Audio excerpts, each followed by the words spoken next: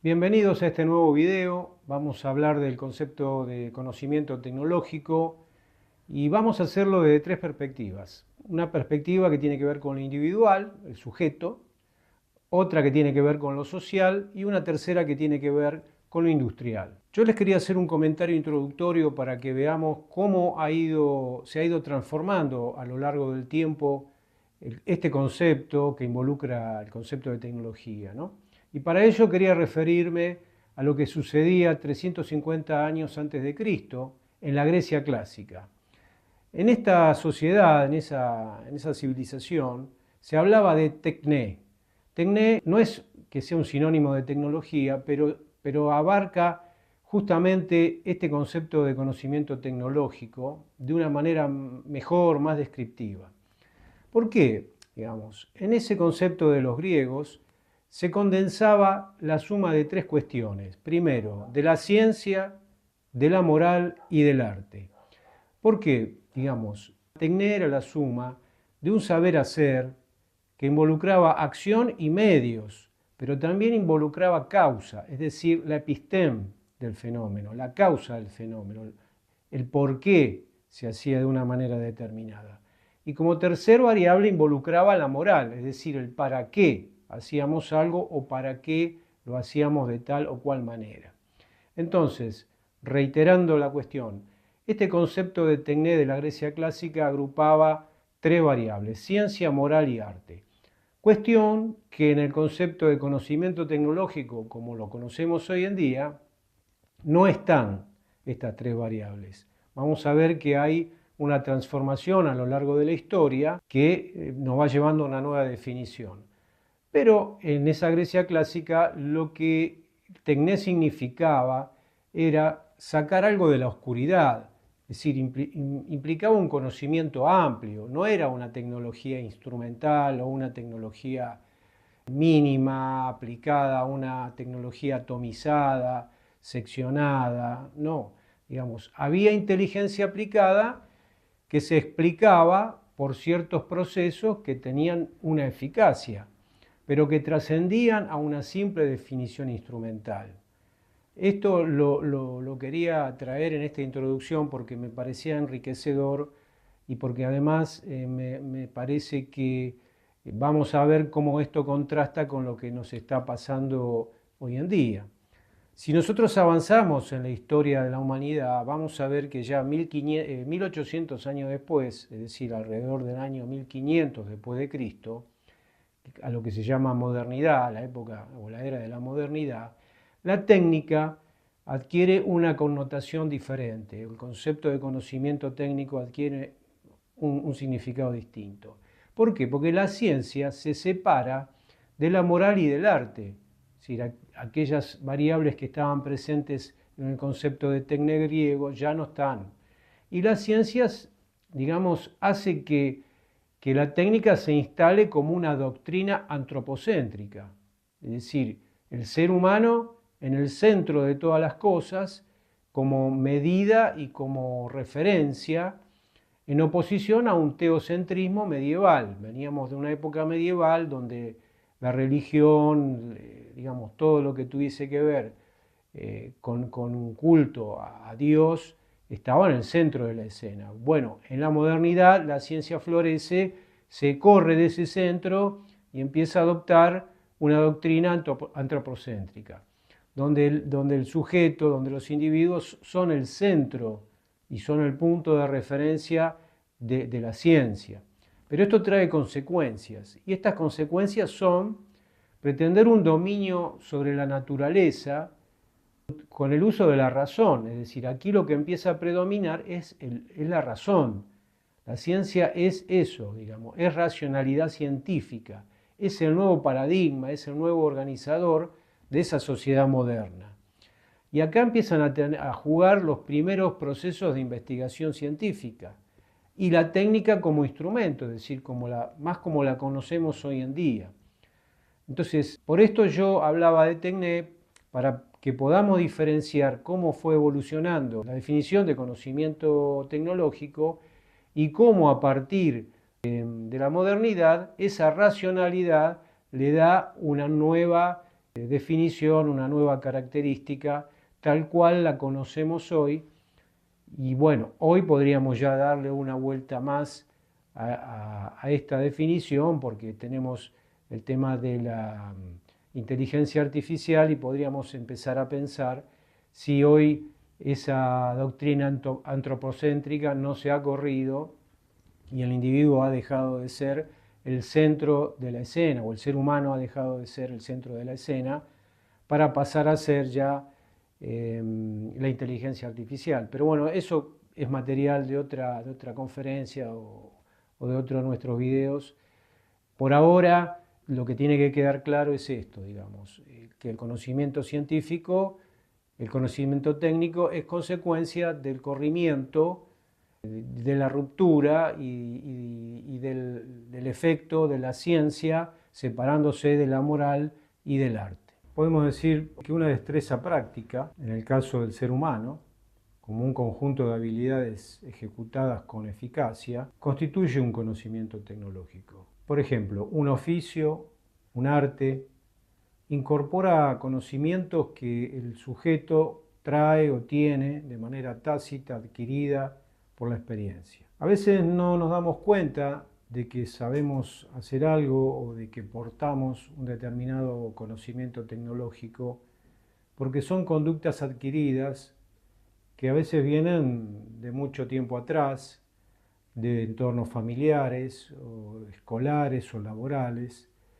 y que se manifiestan en un conocimiento en el saber hacer cotidiano, en la manera de hacer las cosas y de hacerlas bien. Esta habilidad puede aparecer como un sinónimo de conocimiento, como conocimiento tecnológico. A veces la palabra tecnología está rodeada por un halo de misticismo, por un halo de magia, o de que tiene que tener que ver con una computadora, con un robot, con un proceso complejo, con algo muy complejo. Pero la palabra técnica o tecnología puede ser aplicada a cuestiones de orden práctico que tienen que ver con las personas. Lo que puede pasar cuando uno analiza el concepto de conocimiento tecnológico de esta perspectiva es que no tenga en cuenta que hay estructuras cognitivas y psicomotoras involucradas, porque si nosotros hablamos de conducta, de habilidad, ¿no?, como conducta adquirida, siempre en toda habilidad o en toda conducta hay estructuras de pensamiento, hay sentidos, hay percepciones involucradas y, si se quiere, hasta un sistema nervioso central del organismo que está involucrado en manifestaciones psicomotrices. Eso es muy complejo y para que todo eso funcione de manera armónica se requiere tiempo y se requiere práctica. Cuando eso se logra, nosotros tenemos un conocimiento adquirido que es la forma de hacer las cosas. Y es tecnológico porque tiene conocimiento que a veces hasta puede ser codificado, es decir, que puede ser fundamentado y que nosotros podemos entender el por qué la hacemos de esa manera. Muchas veces se hace como un acto reflejo y otras veces se hace conociendo la causa que motiva ese acto, o el estímulo que lo motiva, o cómo se adquiere y cómo se mantiene esa habilidad. Eso tiene que ver inclusive con un proceso de aprendizaje. Eso es desde el punto de vista del individuo, de una persona. Ahora nosotros podemos tomar el concepto de conocimiento tecnológico desde el punto de vista de un proceso industrial. Y ahí hay una paradoja, ¿no?, porque la gente ve a la tecnología como un conjunto de artefactos, es decir, el común de nosotros, muchas veces, de la gente que nos rodea, cuando nosotros le mencionamos la palabra tecnología, automáticamente asocia con un artefacto, más en la época moderna, quizás no tanto en la antigüedad, pero hoy lo asocia con un artefacto.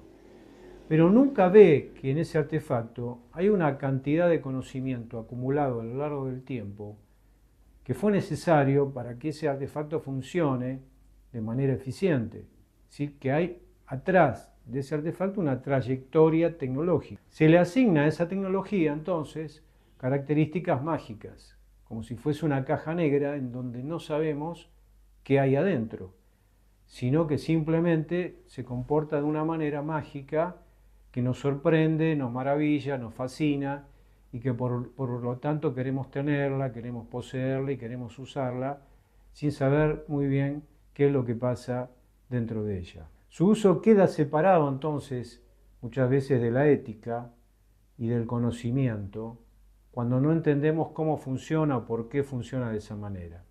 Y adquiere un tinte meramente instrumental, utilitario, simplemente para el uso del sujeto, del individuo, sin valorar si ese uso es ético, si tiene alguna moral involucrada, si puede hacer daño a alguien, si puede hacer bien a una sociedad o no, y cuánto conocimiento se requirió para que esa tecnología o ese artefacto funcione. Esto muchas veces nos lleva a descartar rápidamente y fácilmente una tecnología y reemplazarla por otra, sin haber entendido todo lo que se invirtió, tanto en tiempo como en dinero y en recursos humanos, para que esa tecnología o ese artefacto se pudiese construir. Hay como una especie de caducidad o de obsolescencia programada, si se quiere, que es un concepto que se utiliza actualmente para designar a los artefactos que cambian rápidamente y que tienen que ser sustituidos por otros. La industria actual incluye mucho de conocimiento, pero de conocimiento codificado, a diferencia de las técnicas preindustriales. ¿Cuáles son las técnicas preindustriales? Las artesanales, aquellas que se hacían con habilidades técnicas o con la técnica, pero sin la aplicación de un conocimiento, entre comillas, científico o codificado. La industria actual se basa entonces sobre un conocimiento codificado. La paradoja es que mientras la gente le asigna el poder mágico a esa tecnología, este tipo de conocimiento es muy trabajoso de conseguir y muy caro en algunos casos, y necesita ser acumulado en el tiempo, es decir, indefectiblemente tiene que transcurrir un tiempo, a veces corto o a veces más largo, para que ese conocimiento se constituya y se aplique dentro de lo que nosotros denominamos trayectorias tecnológicas. El conocimiento en los procesos industriales requiere de un principio básico que es la realizabilidad. Tiene que ser realizable. Realizable quiere decir dónde se va a aplicar, cuándo, por qué y para qué. 4 cuestiones fundamentales. Ejemplo, cuando Watt desarrolló la máquina de vapor en 1776 en el Reino Unido, cuando recién se iniciaba la primera revolución industrial para generar fuerza motriz industrial, esa tecnología se usó para múltiples usos. La idea era extraer el agua de las minas, por ejemplo, se usó en la fabricación de cañones para barcos de la Armada Escocesa, y aquí la técnica, por ejemplo, no fue precedida por una teoría científica, como lo era la termodinámica de la década del 60 que explicaba todos estos fenómenos de intercambio de energía, sino que se basó, se sustentó en esa realizabilidad en donde el conocimiento tecnológico se aplicó de manera eficiente, pero sin necesidad de una teoría científica que lo avale. Esto es básico. Tiene que ser, cuando se aplica a procesos industriales, realizable.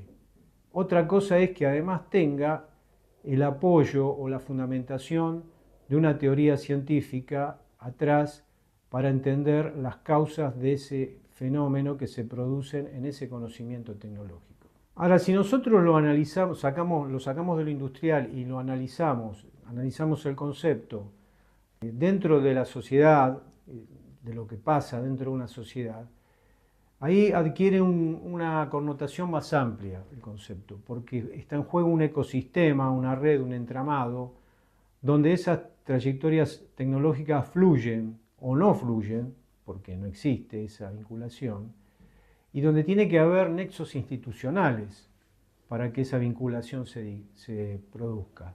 Yo en otros videos hablé de esta vinculación tecnológica, y es fundamental que esos nexos institucionales funcionen, estén aceitados, estén consolidados, y donde las relaciones de poder entre los actores que se involucran en esa red, en ese entramado, se dé de manera también fluida. Una teorización al respecto es la del triángulo de Sábato, un argentino, Sábato, quien define el sistema tecnológico poniendo tres actores fundamentales, o nombrando tres actores fundamentales: gobierno, estructura productiva, infraestructura científica y tecnológica, como pueden observar allí en el gráfico. Es decir, allí tienen los nexos institucionales entre estos tres actores. Sábato planteaba que a mayor interacción entre ellos, menor necesidad de recurrir a una transferencia tecnológica traída de otros países, lo cual generaba una dependencia con esos países. Entonces, este modelo, el triángulo de Sábato, plantea que justamente lo que le da independencia a un país en materia de conocimiento tecnológico es un funcionamiento aceitado entre estos tres protagonistas, donde hay una coevolución entre tecnología e instituciones que tengan calidad institucional. Fíjense qué importante es la calidad institucional de un país. Cuando hablamos de calidad institucional, hablamos de una democracia y hablamos de ejercicio de los tres poderes y hablamos del funcionamiento de un Estado y hablamos de un mercado, de empresarios, de instituciones sindicales, etcétera, todos involucrados en esa coevolución en la cual, por ejemplo, también las universidades van generando ese ecosistema en donde el conocimiento tecnológico fluye. Ahora, lógicamente, él decía también que iba a haber constricciones estructurales. ¿Qué son esas constricciones estructurales? Bueno, la preferencia de los consumidores, por un lado, y las regulaciones, por otro lado, regulaciones que puede imponer un gobierno a través de distintos tipos de resoluciones o agencias gubernamentales. Y la fuerza de los consumidores aceptando o rechazando determinado avance de una trayectoria tecnológica. Eso lo podemos observar en la definición de sistema tecnológico de Thomas Hughes, en el cual en todo sistema tecnológico, dice él, interactúan factores sociales y tecnología. Sí, todo sistema sociotécnico tiene tecnología, tiene psicología y tiene cultura. Son sistemas heterogéneos con componentes de distinta procedencia. Si acá no se trata solamente de alguien encerrado en un laboratorio que produce conocimiento. Está claro que la cultura y la calidad institucional, como decíamos anteriormente, tienen un impacto muy fuerte sobre ese sistema sociotécnico. Y también la psicología, es decir, los modelos mentales que están instalados dentro de una sociedad, porque estos son los que aceptan, los que provocan los avances, los que se involucran en un desarrollo, donde hay actores sociales relevantes o grupos sociales relevantes que condicionan el paradigma dentro del cual se da ese desarrollo. Hay un lenguaje y hay un orden simbólico dentro del sistema, por eso decimos que hay psicología involucrada. Cuando uno habla de lenguaje y habla de orden simbólico, desde el punto de vista de los individuos, está hablando de psicología, está hablando de formas de pensar, de formas de entender e interpretar la realidad o de representar esa realidad. A su vez hay formas dentro del sistema sociotécnico de institucionalizar o agrupar profesiones y organizarlas, ¿no? Sí, un colegio de ingenieros, un colegio de médicos. Además, formas de elaborar y aplicar un conocimiento, de ver el método científico que se aplica, de cuáles van a ser los conocimientos operacionales que se necesitan dentro de una sociedad, cómo circula el conocimiento, por qué etapas pasa dentro de un proceso tecnológico, cómo se inventa, cómo se desarrolla, cómo se innova, cómo se transfiere, cómo se compite y cómo se consolida todo ese conocimiento dentro de un sistema sociotécnico. Todo sistema sociotécnico tiene un momentum, decía este autor, este teórico. Y el momentum es el momento en el que el sistema adquiere autonomía propia, es decir, esa autonomía que de entrada está validada por lo social, en algún momento adquiere ímpetu propio y se impone como paradigma sobre la sociedad hasta que vuelve a caer o vuelve a cambiar por una nueva necesidad de ese propio sistema. La teoría del actor red, que es otra teoría de la década del 80, muy similar, define, por ejemplo, actores humanos y no humanos dentro de ese sistema sociotécnico. Esta es la gran novedad, donde los actores no humanos, como podrían ser componentes, a veces tecnológicos, por nombrar algunos, baterías, chips, dentro de lo que son los procesadores, etc., luchan por instalarse dentro de ese sistema y por imponer una solución a un problema que puede estar planteado dentro del sistema. Esa tecnología adquiere como una identidad propia, por eso dice que es un actor no humano. Y a veces dentro del mismo paradigma es donde se producen los problemas que esos actores vienen a resolver y que es el propio paradigma el que tiene que reformularse para encontrar una solución, pero sin salir de él. Son distintas opciones de investigación y desarrollo y esas opciones reflejan intereses y relaciones del poder dentro del sistema. Los actores humanos lo que deben hacer es atender al comportamiento de los humanos y de los no humanos, es decir, dentro de esos nichos. Y ahí se va a entender el funcionamiento del paradigma. Habrá aplicaciones, habrá mercados, estrategias, laboratorios, habrá científicos, tecnólogos, gestores, profesionales, empresarios, políticos, todos tratando de comprender cómo funciona ese ecosistema y viendo cómo son las relaciones para que esa red funcione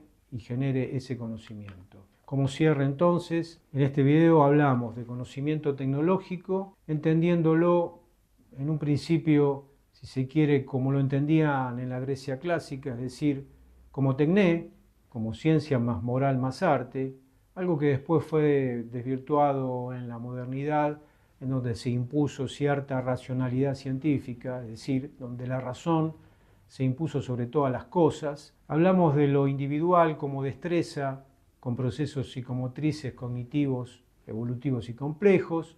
Hablamos de lo industrial, donde el conocimiento se disocia del artefacto y el artefacto queda como una caja negra. Habíamos dicho sin ética, de manera meramente instrumental, con una realizabilidad necesaria para que sea eficiente. Hablamos del conocimiento desde lo social, como ecosistema, como entramado y red, y hablamos del triángulo de Sábato, donde había gobierno, estructura productiva e infraestructura científica tecnológica, y por último hablamos de la teoría del actor red y del sistema sociotécnico con su momentum tecnológico determinado por los actores sociales. Espero que les resulte útil el video y muchas gracias.